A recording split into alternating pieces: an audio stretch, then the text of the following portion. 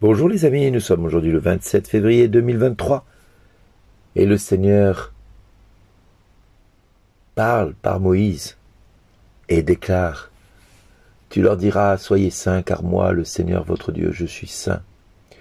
Vous ne volerez pas, vous ne mentirez pas, vous ne tromperez aucun de vos compatriotes, vous ne ferez pas de faux serments par mon nom, tu ne profaneras plus le nom de ton Dieu, car je suis le Seigneur ton Dieu.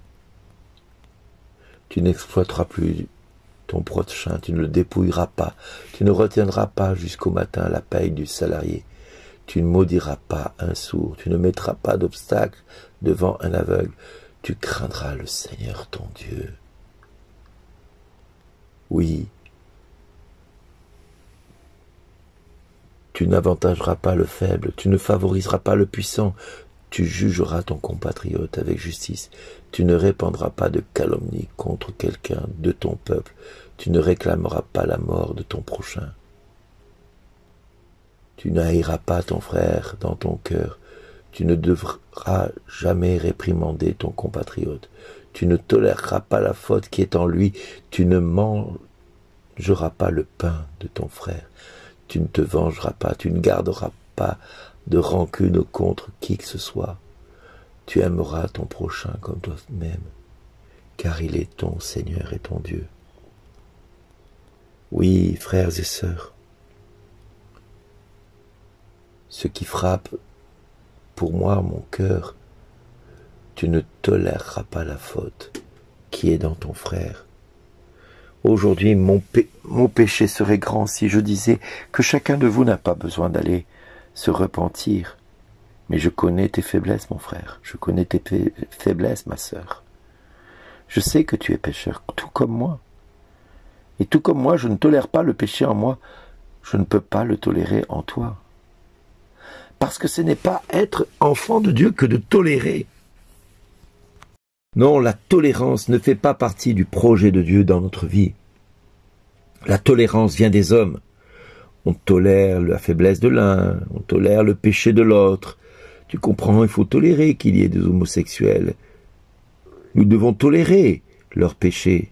Nous devons tolérer le péché de ton frère, de ta sœur. Mais c'est pas ce que Dieu nous demande. À aucun endroit, il est écrit que nous devons tolérer quelque chose. Non. Le mot tolérance n'existe pas pour Dieu. Il n'y a que le mot amour qui prend toute sa place, parce que l'amour est exigeant. L'amour supporte tout, endure tout.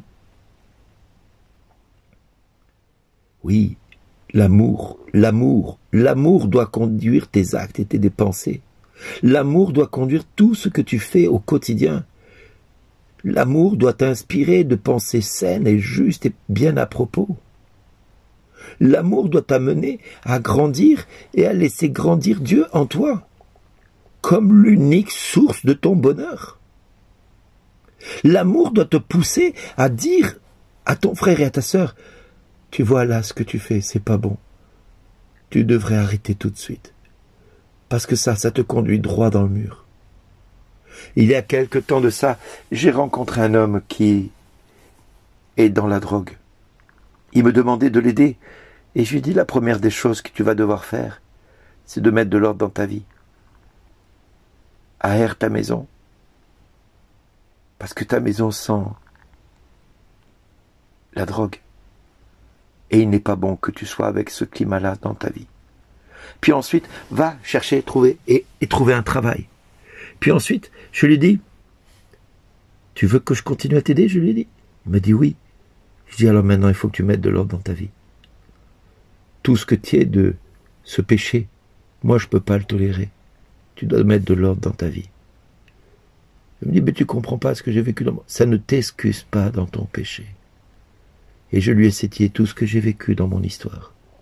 Est-ce que pour autant je tolère le péché dans ma vie parce que j'ai vécu des choses douloureuses dans ma vie? Non! La souffrance n'excuse pas ton péché.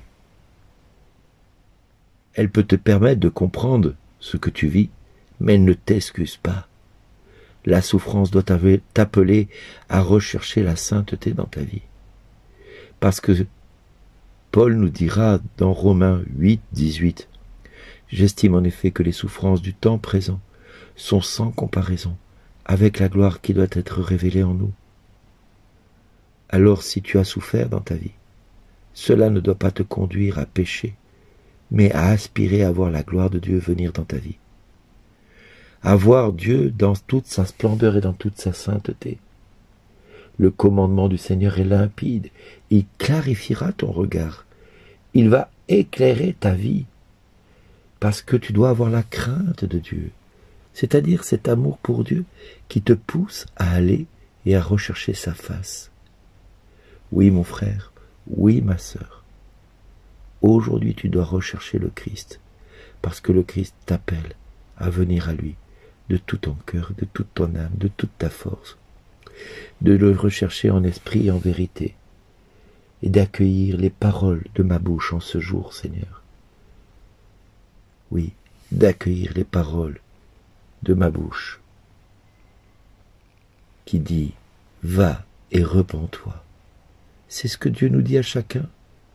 C'est ce que Dieu nous dit à chacun. À toi et à moi. Nous ne sommes pas différents. Mais chaque fois que je vois l'un de mes plus petits de mes frères devant la face de Dieu, et tout ce que j'ai pu lui faire, je sais que c'est à Dieu que je l'ai fait. Alors je dois me repentir de mes actions, de mes pensées. Et j'ai dit à cet homme qui était violent dans ses propos envers sa famille, je dis, cela s'est terminé. Ils ont donné le plus beau des cadeaux à ce que tu es aujourd'hui, l'homme que tu es. Ils t'ont donné la vie. Tu dois les aimer, tu dois les honorer. Parce que malheur à toi si tu n'honores pas ton père et ta mère. Dieu te comptera tes jours. Et ton éternité ne sera pas une éternité de paix et de bonheur, mais de souffrance et de douleur. Que veux-tu passer? Un petit peu de temps de souffrance dans ce temps présent pour pouvoir accéder à la gloire à venir, déjà dans ce monde et dans le temps à venir? Moi, j'ai fait mon choix. Et toi, qu'as-tu fait comme choix? J'espère que tu vas faire le même que le mien. Va, mon frère, va, ma sœur. Reconnais-toi pécheur, et Dieu t'élèvera parmi toutes les nations. Sois béni, à très bientôt, et merci d'exister. On se retrouve bientôt. Au revoir.